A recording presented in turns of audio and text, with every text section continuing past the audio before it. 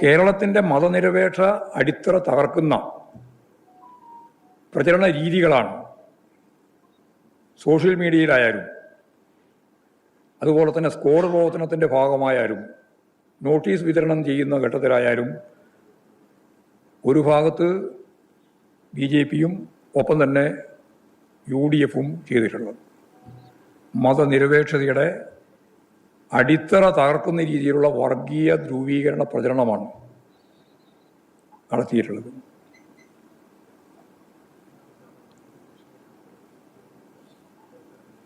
വീടുകളിൽ കയറി vote പിടിക്കുന്നതിൻ്റെ video പുറത്തു വന്നപ്പോഴും അതിൽ നിറഞ്ഞു നിൽക്കുന്ന കാര്യം ഈ വർഗീയ പ്രചാരവേല തന്നെയാണ്.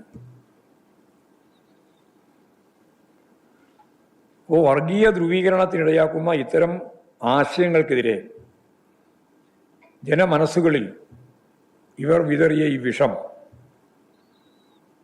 ഒഴിവാക്കുന്നതിന് വേണ്ടി കേരളം മതനിരപേക്ഷമായി നിലനിൽക്കണമെന്ന് ആഗ്രഹിക്കുന്ന മുഴുവൻ ജനവിഭാഗങ്ങളും, പ്രത്യേകിച്ച് ആശയതലം കൈകാര്യം ചെയ്യുന്ന മാധ്യമങ്ങൾ ഉൾപ്പെടെയുള്ള എല്ലാവരും ജാഗ്രതയോടെ ഈ കാര്യം മനസ്സിലാക്കുമെന്ന് ഞങ്ങൾ പ്രതീക്ഷിക്കുകയാണ്.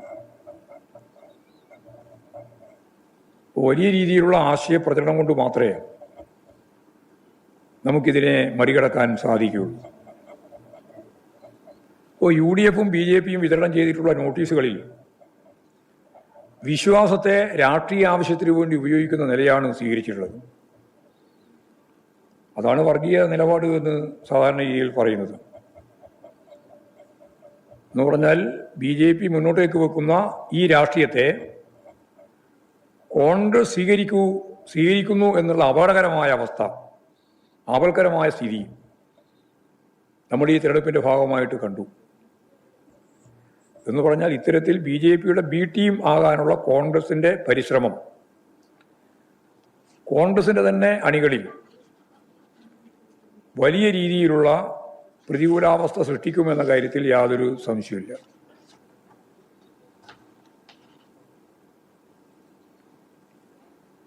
അല്ല, എല്ലാ ജനാധിപത്യ ശക്തികളും ഗൗരവമായി കണ്ട് ഇത്തരം പ്രചരണങ്ങളെ പ്രതിരോധിക്കുന്നതിന് രംഗത്ത് വരണം എന്നാണ് പാർട്ടി സംസ്ഥാന കമ്മിറ്റി ആഹ്വാനം ചെയ്തിട്ടുള്ളത്.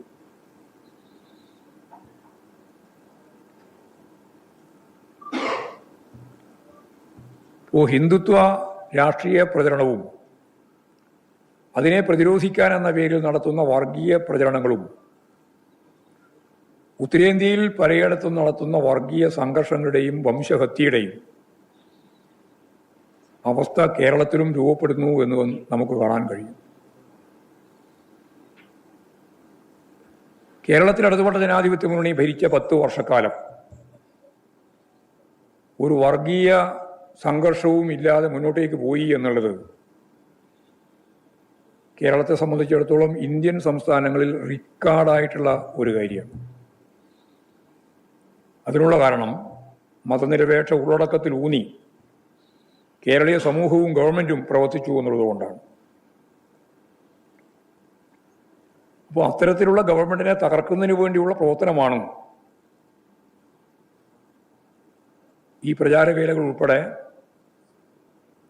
അധികാര താല്പര്യത്തിന് വേണ്ടി നടത്തുന്നത് എന്ന് നമ്മൾ തിരിച്ചറിയണം.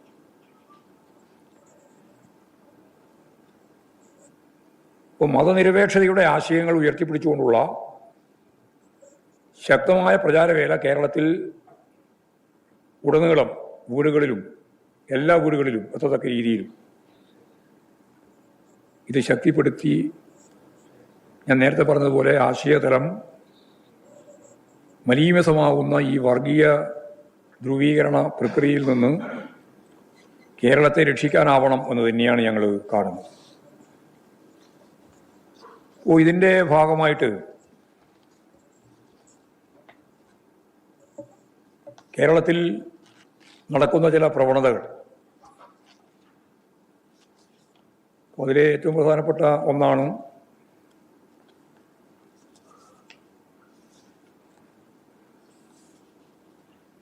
പാലക്കാട് വാളയാറിൽ ഛത്തീസ്ഗഡ് സ്വദേശിയെ ബംഗ്ലാദേശി എന്ന് പറഞ്ഞ് RSSകാർ തല്ലിക്കൊന്നു. പ്രതികൾ RSകാരാണെന്ന് പറയാൻ വി ഡി സതീശൻ എന്ന പ്രതിപക്ഷ നേതാവ് ശ്രമിക്കുന്നില്ല, കൂട്ടാക്കുന്നില്ല. ആര് കൊന്നു എന്നല്ല, പ്രതികളെ പിടിച്ചോ എന്നാണ് ചോദിക്കേണ്ടത് എന്നാണ് വി ഡി സതീശൻ പറയുന്നത്. ഇപ്പോൾ ഊന്നൽ വളരെ വ്യക്തമാണ്. RSകാരൻ തല്ലിക്കൊന്നതിന് ശേഷം അത് RS ആണ് കൊന്നത് എന്ന് പറയാൻ പോലും മടിക്കുന്ന ഒരവസ്ഥ അത് നമുക്കിവിടെ കാണാൻ കഴിയുന്നതാണ്, ഇപ്പോഴും തന്നെ കാണുന്നതാണ്. അതുപോലെ തന്നെ ഇവിടെ MLA ഓഫീസിന് തർക്കം തിരുവനന്തപുരത്ത്. ആ തർക്കം വന്നപ്പോൾ നിയമസഭാ അംഗത്തിൻ്റെ ഓഫീസ് അത് മാറ്റിക്കൊടുക്കണം എന്ന് ആവശ്യമുയർന്നു വന്ന പശ്ചാത്തലത്തിൽ ഇവിടെ മുരളീധരൻ ഉൾപ്പെടെയുള്ള ആളുകൾ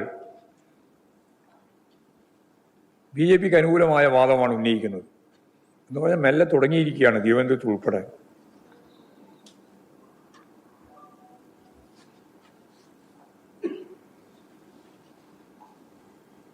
മാത്രമല്ല, കോൺഗ്രസ് ജയിച്ച് വന്നതിന് ശേഷവും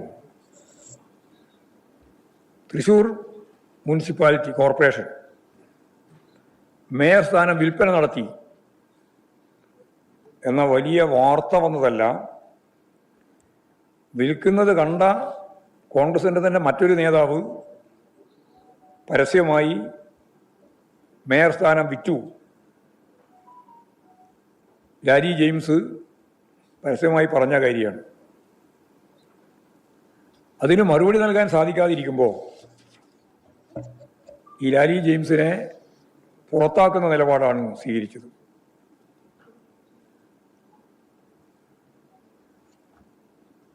DCC പ്രസിഡന്റ് ഒരു ദിവസം എന്നെ ഒറ്റയ്ക്ക് വിളിച്ച്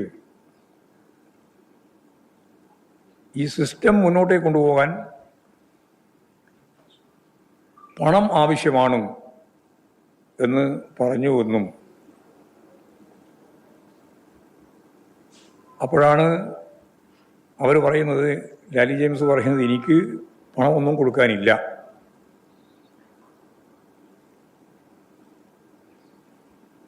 പണപ്പെട്ടിയുമായി പിന്നീട്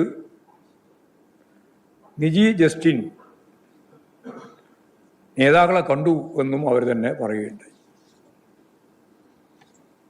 ഇതിന് തന്നെ വേറൊരു പതിപ്പാണ് കൊച്ചി മേയർ സ്ഥാനത്തേക്കും നോമിനിയായിട്ട് നിശ്ചയിക്കപ്പെട്ട ഗ്രൂപ്പ് തർക്കത്തെ തുടർന്ന്